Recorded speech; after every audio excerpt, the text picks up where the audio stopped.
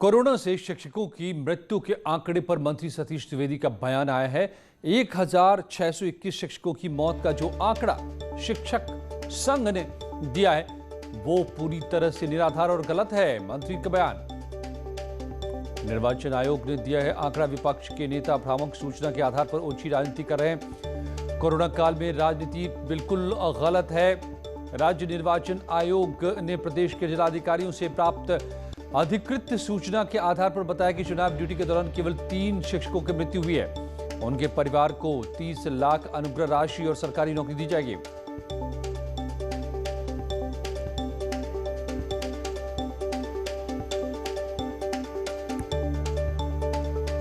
में जहां पंचायत चुनाव में शिक्षकों की जो मृत्यु हुई कोरोना काल को लेकर के, उसको लेकर के संघ और विपक्ष ने योगी सरकार पे बड़ा हमला किया है। 1621 का आंकड़ा जहां शिक्षक संघ ने दिया, वहीं विपक्ष भी अब इस पे राजनीति करने से नहीं चूक रहा। हमारे साथ बातचीत करने के लिए सूबे के बेसिक शिक्षा मंत्री, हम उनसे जानेंगे।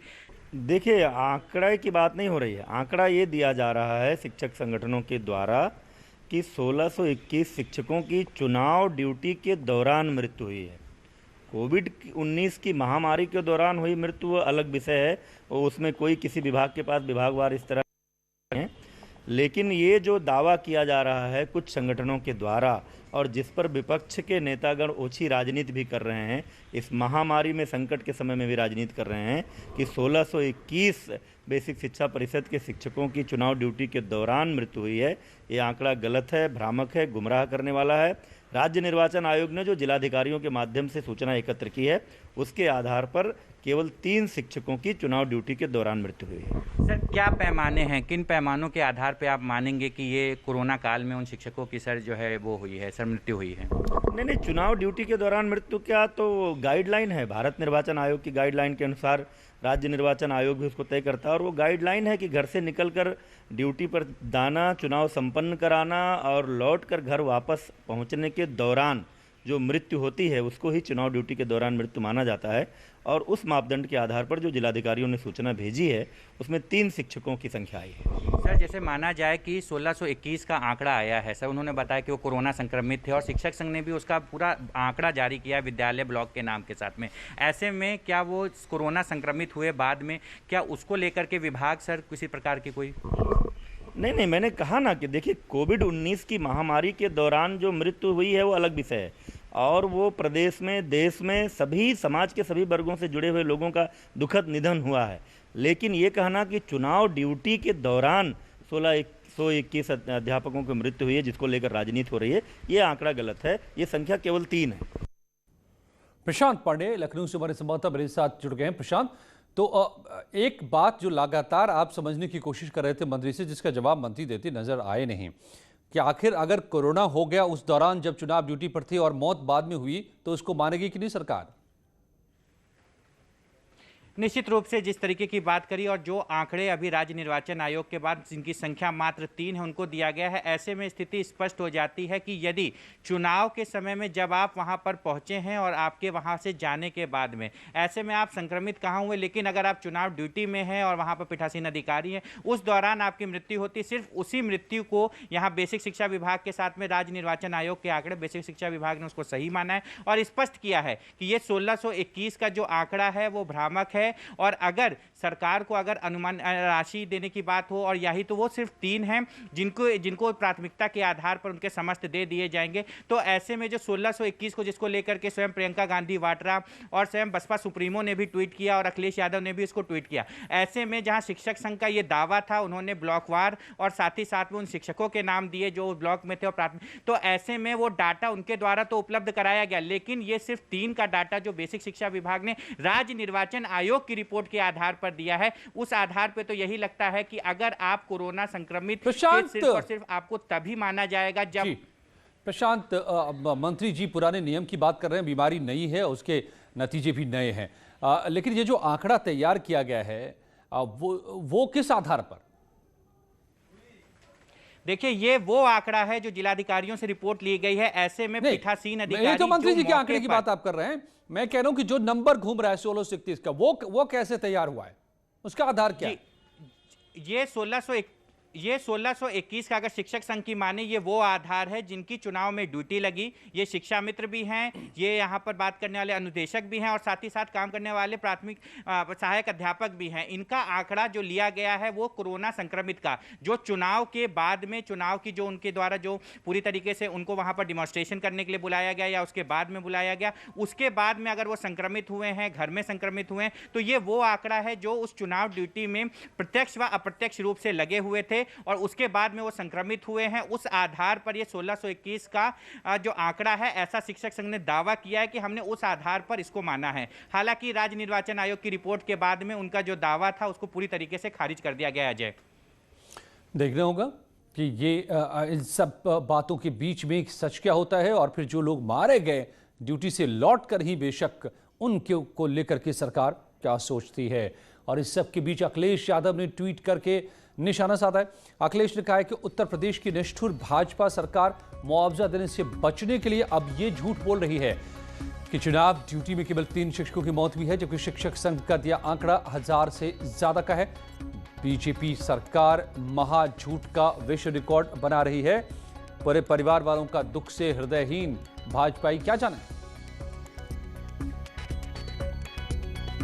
अखिलेश यादव का ट्वीट, बीजेपी पर निशाना। और लखनऊ से इस बीच बड़ी खबर आ रही है। 69,000 शिक्षक भर्ती के नवचयनित शिक्षकों का होगा वेतन भुगतान। सीएम योगी के निर्देश के बाद बेसिक शिक्षा विभाग हरकत में आया। ऑफलाइन वेरिफिकेशन के पेंच को हटाते हुए बेसिक शिक्षा विभाग ने जारी किया आदेश। शिक्षकों को आर्थिक तंगी न हो, ये भी कहा मुख्यमंत्री ने। ऑफलाइन वेरिफिकेशन की जगह अब देना होगा बीएसए कार्यालय में शपथ पत्र। शपथ पत्र के बाद यदि कोई खामी वेरिफिकेशन में आती है तो विभाग एफआईआर कराने के साथ कराएगा वसूली भी। आदेश से 69,000 शिक्षकों में खुशी की लहर है। अब उन्हें तुरंत वेतन मिलना शुरू हो जाएगा। फिजिकल वेरिफिकेशन का इंतजार नहीं करना होगा। और लखनऊ से ही खबर, सीएम योगी का बड़ा फैसला। कोरोना काल में अनाथ हुए बच्चे राज्य की संपत्ति होंगे। बच्चों की सभी जिम्मेदारी सरकार उठाएगी। बच्चों का भरण पोषण सरकार करेगी। महिला बाल विकास विभाग को यह निर्देश दिया है सरकार ने, मुख्यमंत्री ने। विस्तृत कार्य योजना तैयार करने के निर्देश दिए गए। टीम 9 की बैठक में यह फैसला हुआ है। बड़ा फैसला। कोरोना काल में जो बच्चे अनाथ हो गए हैं, जिनके माता पिता दोनों की मौत हो गई है, वो सरकार की संपत्ति होंगे। सरकार उनका, ऐसे बच्चों का गार्जियन बनेगी और उनका भरण पोषण करेगी। और थर्ड वेव से लड़ने की तैयारी शुरू कर दी गई है। थर्ड वेव से लड़ने के लिए अब एक्सपर्ट पैनल बनाया जा रहा है। स्वास्थ्य विभाग तैयार कर रहा है पैनल। डॉक्टर का पैनल थर्ड वेव की तैयारी में जुटने वाला है। सीएम योगी के निर्देश के बाद यह बन रहा है पैनल। स्वास्थ्य विभाग पैनल बना रहा है। पीजीआई केजीएमयू में डॉक्टर की होगी ट्रेनिंग। गोरखपुर के कई बड़े अस्पतालों में भी होगी ट्रेनिंग। गोरखपुर के बीआरडी कॉलेज में हमारे माननीय मुख्यमंत्री जी जब सांसद थे, उसी समय इन्होंने काफ़ी इस विषय को उठाया भी था। मुख्यमंत्री बनने के बाद एक अलग से पूरा एक नया वार्ड बन गया। वहाँ पर 100 बेड का वार्ड वहाँ चल रहा है, बहुत अच्छी तरह चल रहा है, पीडियाट्रिक आईसीयू। तो उसमें जो जुड़े हुए पीडियाट्रिशियंस और अन्य लोग हैं, वो क्योंकि उसमें काफ़ी अनुभव प्राप्त कर चुके हैं जापानीज एन्सेफेलाइटिस को रोकने में, उसकी रोकथाम में।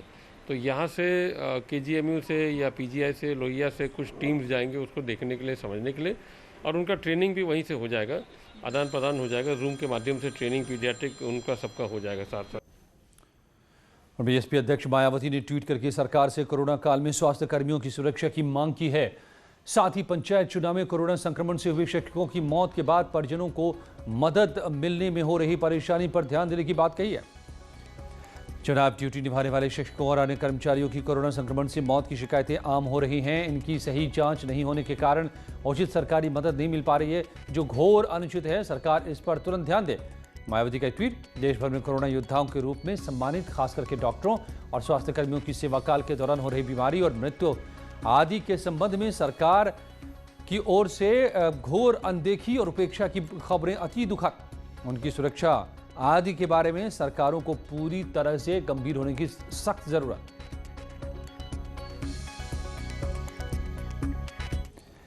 यूपी के गांव में कोरोना पर ब्रेक। यूपी का पॉजिटिविटी रेट देश में सबसे कम। देश का पॉजिटिविटी रेट 7.5%। यूपी में सिर्फ 3.5% पॉजिटिविटी रेट। 4 जिलों में 10 से कम पॉजिटिव केस। 45 जिलों में 100 से कम मरीज। 24 जिले में 100 से ऊपर मरीज। अब गांव में अब तक 2,34,00,000 लोगों की जांच हो चुकी है। गांव में रोजाना 1 लाख टेस्ट किए जा रहे हैं। गांव के लिए 70,000 से ज्यादा निगरानी समितियां बनाई गई हैं। और देश में बड़ी खबर यह है कि यूपी के गांव में भी कोरोना पर ब्रेक लग रहा है और देश के मुकाबले काफी कम तादाद में लोग कोरोना से संक्रमित हो रहे हैं। देश में ये आंकड़ा 7.5% का है रेट, जबकि यूपी में सिर्फ 3.5%। यूपी सरकार के सूचना निदेशक शिशिर ने ट्वीट करके कहा है कि प्रदेश में कल रिकॉर्ड 2,99,327 लोगों का कोविड टेस्ट हुआ। सोमवार को भी प्रदेश भर में 2,79,581 लोगों का टेस्ट किया गया था।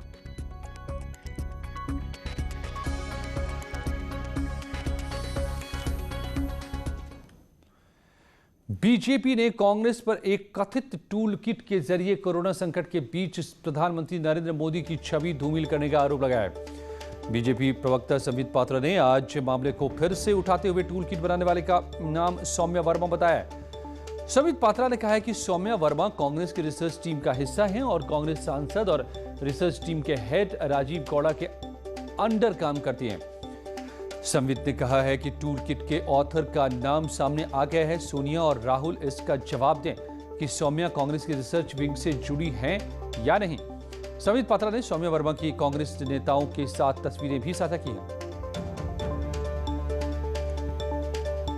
AICC रिसर्च टीम को हेड करते हैं और राहुल गांधी जो उस समय तत्कालीन अध्यक्ष थे कांग्रेस पार्टी के, उनके साथ ये रिसर्च टीम की फोटो और यूं कहा जाए तो ये जो टूल किट मैनेजर्स हैं उनके फोटो को आप देख सकते हैं। मैं पूरे देश को दिखाना चाहता हूं। मैडम यहां बैठी हैं, उनका नाम सौम्या वर्मा है। देश सोनिया जी और राहुल जी से सवाल पूछ रही है कि आखिरकार यह जो टूल किट था उसका ऑथर आज सामने आया है।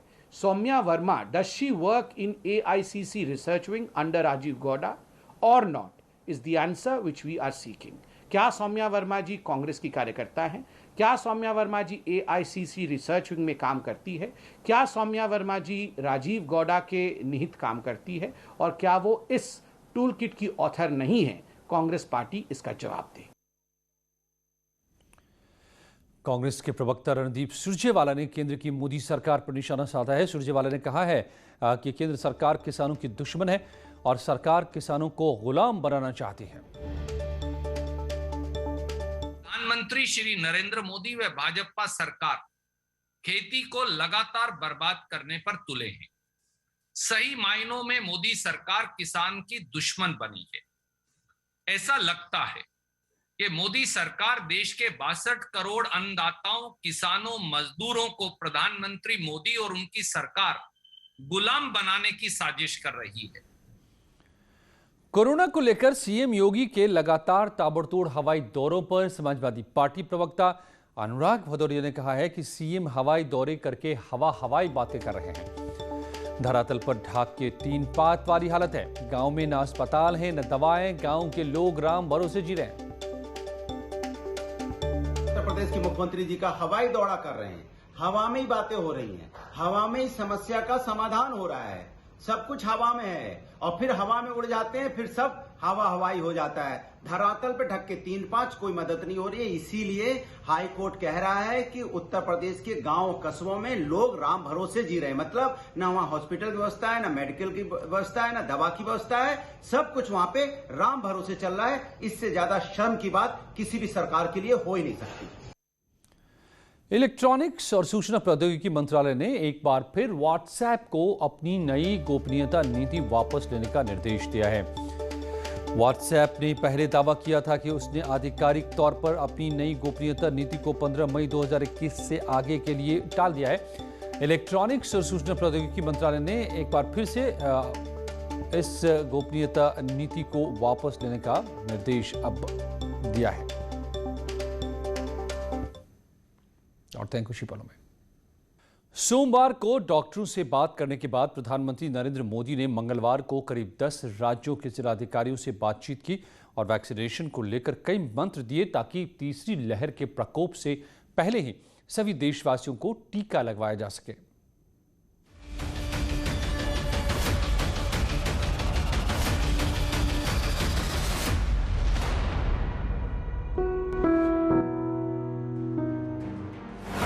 अभी हारा नहीं कोरोना, हो रहा है सुधार। कोरोना के टीके की सप्लाई को बहुत बड़े स्तर पर बढ़ाने के निरंतर प्रयास किए जा रहे हैं। वैक्सीनेशन के लेकर व्यवस्थाओं और प्रक्रियाओं को हेल्थ मिनिस्ट्री लगातार स्ट्रीमलाइन कर रही है। पीएमडीएम में बात, टीके को लेकर विचार।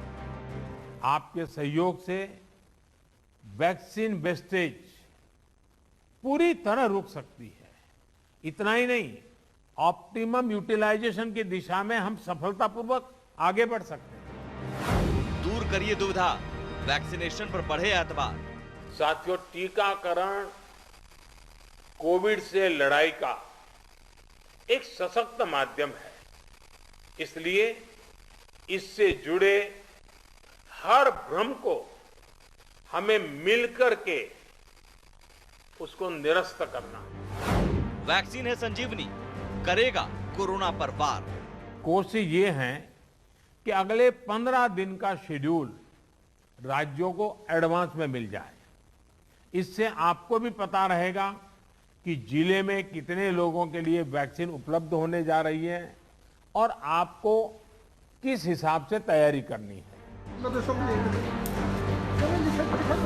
कोरोना की दूसरी लहर ने जो कहर बरपाया, उससे वैक्सीन को लेकर फैलाए गए सारे भ्रम टूट गए हैं और देश भर में वैक्सीनेशन को लेकर बेचैनी बढ़ गई है।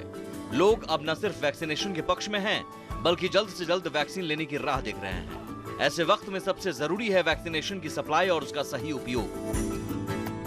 जनसंख्या ज्यादा है, ऐसे में अपनी बारी का इंतजार तो करना ही पड़ेगा, लेकिन ये लंबा न हो, इसके लिए सबसे ज्यादा जरूरी है वैक्सीन की बर्बादी को जीरो करना। देश को ये काम केरल मॉडल ने सिखाया भी है। वहां सही तरीके से किए गए वैक्सीनेशन की वजह से केंद्र की ओर से भेजे गए वैक्सीन से भी अधिक लोगों का टीकाकरण हुआ। अगर ऐसा ही सभी राज्यों में हो, तभी देश जीत पाएगा, तभी कोरोना हार पाएगा। Bureau report, news 18 network.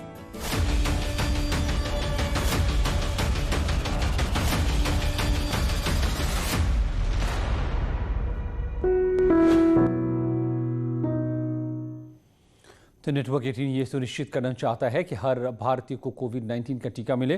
टीकाकरण जागरूकता बढ़ाने के लिए